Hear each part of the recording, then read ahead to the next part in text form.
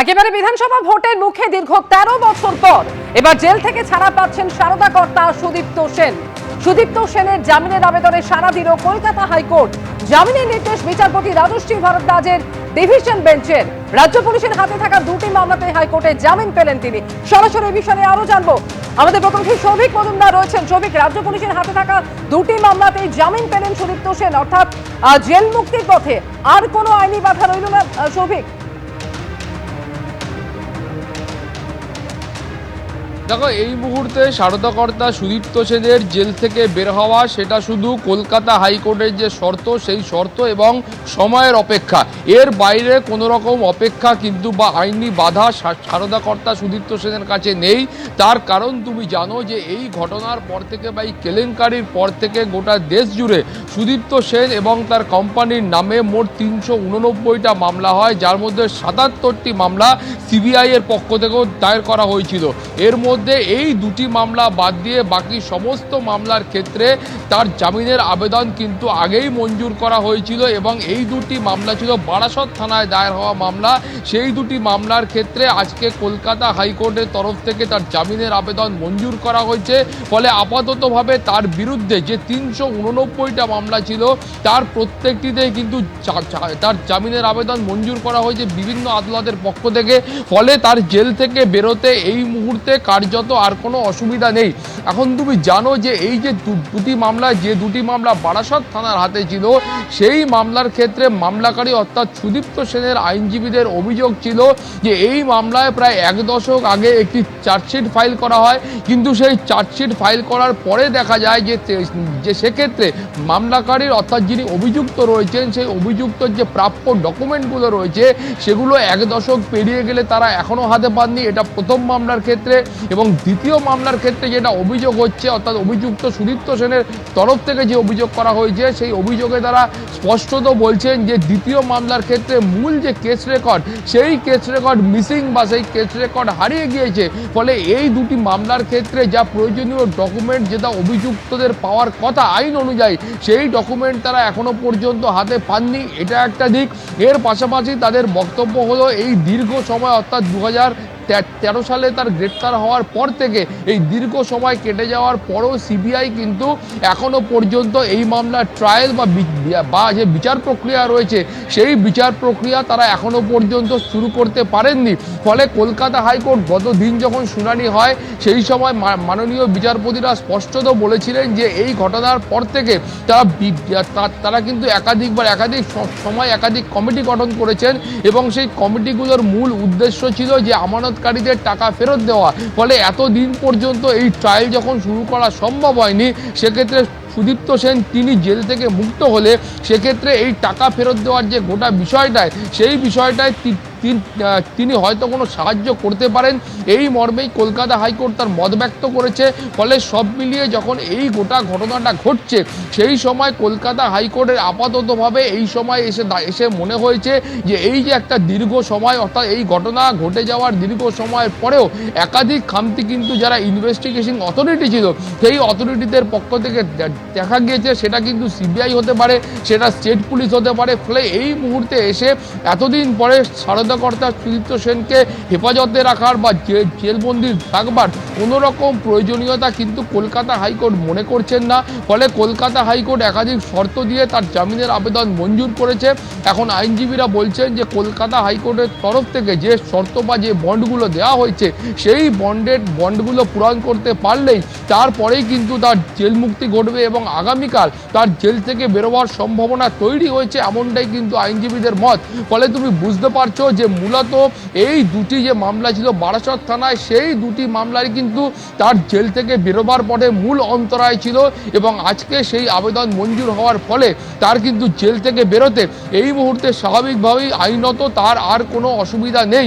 তুমি জানো যে এই গোটা ঘটনাটা যখন ঘটে, সেই গোটা ঘটনা ঘটার পরে তুমি জানো যে গোটা রাজ্য জুড়ে একটা অস্থির পরিস্থিতি তৈরি হয়, একাধিক জায়গায় বিক্ষোভ, আন্দোলন, আমানতকারীদের কান্না, এই প্রত্যেকটা আমরা প্রত্যক্ষ করেছি। এবং তারপরে তুমি জানো যে সেই সময় সরকারের তরফ থেকে মাননীয় অবসরপ্রাপ্ত বিচারপতি শ্যামল সেনের একটা কমিটি গঠন করা হয়। সেই কমিটি একটা ইনভেস্টিগেশন করে, সেই কমিটিকে সরকারের তরফ থেকে একটা অর্থ বরাদ্দ করা হয় এবং সেই অর্থ বরাদ্দ করা হয়েছিল আমানতকারীদের টাকা ফেরত দেওয়ার জন্য। সেই বরাদ্দ অর্থের একটা বড় অংশ আবারও সরকারের কাছে ফেরত চলে যায়।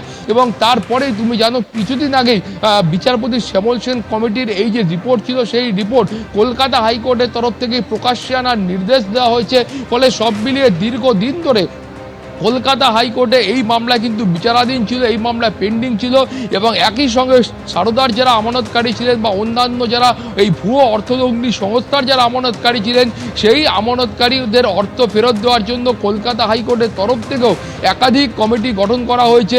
সেই কমিটির কিন্তু মূল কাজ ছিল যে কোন অর্থলগ্নি সংস্থার কোথায় কোন সম্পত্তি বা প্রপার্টি আছে সেগুলিকে চিহ্নিত করা, সেই সম্পত্তিগুলোকে বিক্রি করা এবং সেই বিক্রিত সম্পত্তি নিজেদের হেফাজতে নিয়ে তারপর সেখান থেকে কিন্তু আমানতকারীদের অর্থ ফেরত দেওয়া। এইটাই কিন্তু এই ধরনের যে কমিটিগুলো ছিল সেই কমিটিগুলোর কিন্তু মূল কাজ ছিল। তুমি জানো এর মধ্যেও একাধিক যে ভুয়ো অর্থলগ্নি সংস্থা, সেই সংস্থাগুলোর টাকা ফেরত দেওয়ার যে প্রক্রিয়া, সেই টাকা ফেরত দেওয়ার প্রক্রিয়া কিন্তু ইতিমধ্যে শুরু হয়েছে এবং একাধিক জায়গায় যে সম্পত্তি বিক্রির প্রক্রিয়া, সেই প্রক্রিয়াও কিন্তু শুরু হয়েছে। ফলে তুমি বুঝতে পারছো এই মুহূর্তে কলকাতা হাইকোর্ট মনে করছেন সারদা কর্তা তিনি জেল থেকে বেরোলে এই প্রক্রিয়াটাই কিন্তু আরো দ্রুত হবে, সেই কারণেই তার আবেদন মঞ্জুর করা হয়েছে। বেশ সৌভিক, তুমি আমাদের সঙ্গে থাকো। দর্শকদের আমি আরেকবার জানাবো যে 13 বছর পর জেল থেকে ছাড়া পেতে চলেছেন সারদা কর্তা সুদীপ্ত সেন। ভোটের মুখে আগামীকালই জেল থেকে ছাড়া পেতে চলেছেন সুদীপ্ত সেন। 2013 থেকে শুরু করে 2026 মাঝে পেরিয়ে গিয়েছে 13টা বছর। সুদীপ্ত সেনের যে জামিনের আবেদন তাতে সাড়া দিল কলকাতা হাইকোর্ট। 389টি মামলা দেশ জুড়ে সুদীপ্ত সেনের বিরুদ্ধে হয়েছিল। বাকি সমস্ত মামলায় জামিন পেয়ে গেছিলেন সুদীপ্ত সেন। 2টি মামলা বাকি ছিল, সেই 2টি মামলাতে জামিনের আবেদন মঞ্জুর করেছে কলকাতা হাইকোর্ট। আমি আরো বিস্তারিত জানার জন্য আরেকবার কথা বলবো, সৌভিক মজুমদার আমাদের প্রতিনিধি রয়েছেন। এই যে জামিনের আবেদন সৌভিক আদালত আজকে মঞ্জুর করলো, এই জামিনের আবেদন মঞ্জুর করতে গিয়ে আদালত বলল কি, পর্যবেক্ষণেই বা কি ছিল?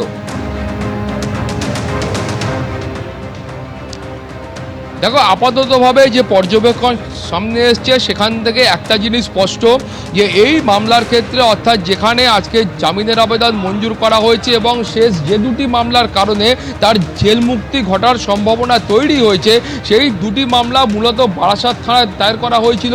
এবং সেই মামলার ক্ষেত্রে প্রথম মামলাটির ক্ষেত্রে কিন্তু অভিযুক্ত পক্ষের তরফ থেকে যে অভিযোগ করা হয়েছিল, সেই অভিযোগে তারা বলেছিলেন যে এই মামলাতে 1 দশকেরও আগে একটা চার্জশিট পেশ করা হয়েছিল।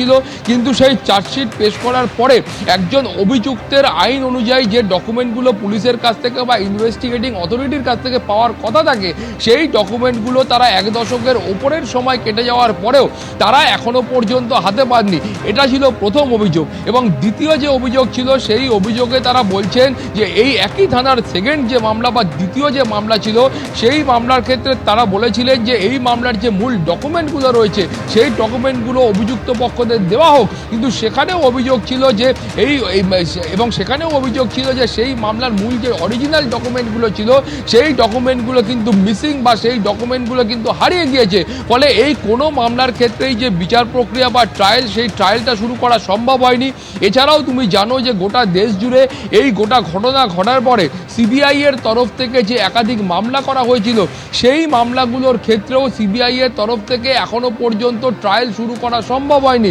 অর্থাৎ তুমি বুঝতে পারছো যে এই এতগুলো বছর কেটে যাওয়ার পরেও এখনও সিবিআই এর তরফ থেকে ট্রায়াল শুরু করা সম্ভব হয়নি। ফলে এই অবস্থায় তুমি জানো সেই সময় সরকারের তরফ থেকে এবং পরবর্তী ক্ষেত্রে কলকাতা হাইকোর্টের তরফ থেকে একাধিক কমিটি গঠন করা হয়, কমিশন গঠন করা হয় এবং সেই কমিশন এবং কমিটিগুলোর মূল কাজ ছিল যারা এই সমস্ত ভুয়ো অর্থলগ্নি সংস্থায় আমানতকারী রয়েছেন, সেই আমানতকারীদের অর্থের একটা অংশ যাতে ফেরত দেওয়া সম্ভব হয়, তাদের যে সুরাহা রয়েছে আছে সেটা যাতে সম্ভব হয়, সেই কারণেই কিন্তু এই কমিশন বা এই কমিটিগুলো গঠন করা হয়েছিল।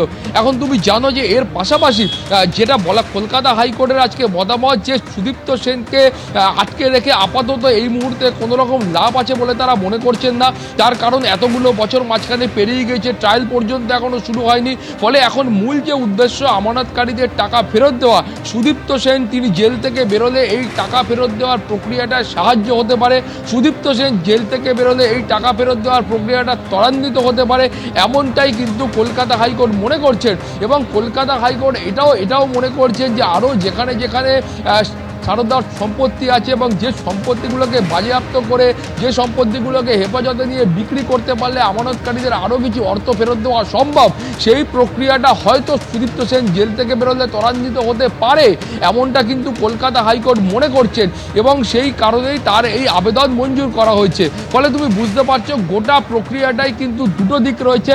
প্রথমত কলকাতা হাইকোর্ট মনে করেছেন যে এতগুলো বছর মাঝখান থেকে কেটে যাওয়ার পরেও এখনো পর্যন্ত কোনো রকমভাবে এই গোটা মামলার বিচার প্রক্রিয়া বা ট্রায়াল সেটা শুরু করা সম্ভব হয়নি, সেটা যেমন একটা দিক।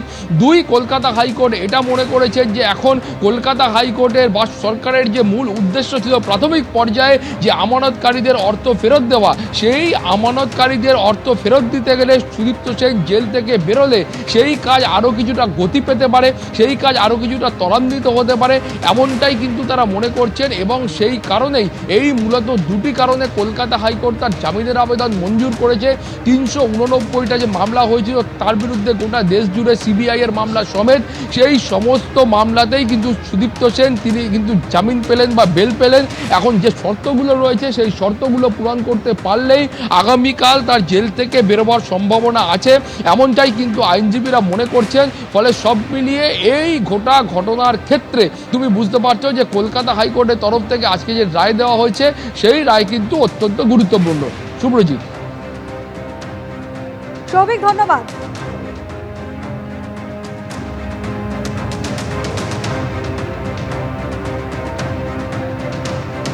আরেকবার আপনাদের বলবো, দেশ জুড়ে 389টা মামলা দায়ের হয়েছিল, যার মধ্যে দুটো মামলা রাজ্য পুলিশের করা ছিল বারাসাত থানার। সেই দুটি মামলাতে জামিন পেয়ে গেলেন সুদীপ্ত সেন, বাকিগুলিতেও জামিন আগেই মঞ্জুর হয়ে গেছিল। সুদীপ্ত সেন জেল থেকে বেরোলে টাকা ফেরতের প্রক্রিয়া দ্রুত হতে পারে, এমনটা মনে করেছে আদালত। সারদা চিটফান্ডের সম্পত্তি বিক্রি করার প্রক্রিয়া আরো ত্বরান্বিত হতে পারে, সুদীপ্ত সেনের জামিন মঞ্জুর করে জানিয়ে দিল ডিভিশন বেঞ্চ। এবিপি আনন্দ, এগিয়ে থাকে, এগিয়ে রাখে।